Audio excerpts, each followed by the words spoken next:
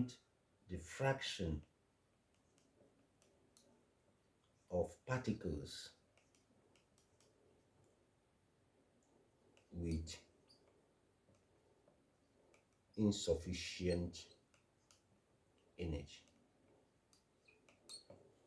So this is exactly what the Boltzmann distribution curve is trying to show in terms of the temperature, to show us how the energy which we have in this closed system, how the energy we have in this closed system, how that energy is distributed. Because by mere looking at this graph, you'll be able to find that, oh, majority of the particles do not have, only very few particles have sufficient energy for that reaction to take place. And that is in terms of temperature. And now you can see if the temperature of this one is T1.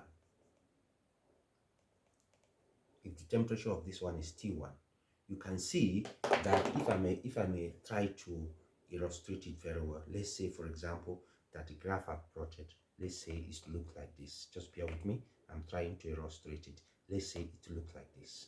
This is exactly how it looks like. Now, what will happen? I'm increasing the temperature here. I want to increase the temperature. Remember that if I'm increasing the temperature, that the average kinetic energy will increase. Remember, we are talking about average because all of them do not have the same amount of energy. That's why we are talking about average kinetic energy, because some are moving far much faster than the other. So if, for example, we increase the temperature of this system, what will happen?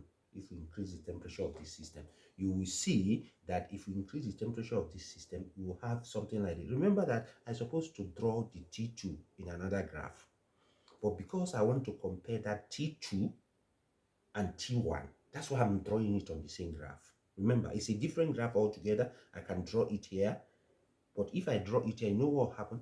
You will not be able to compare, because I want to compare the energy of T1 and T2. That's why we usually draw them on the same axis, number of days and number of days. So I'm drawing a different graph now, but I'm still drawing it here because I want to compare the T1 and the T2.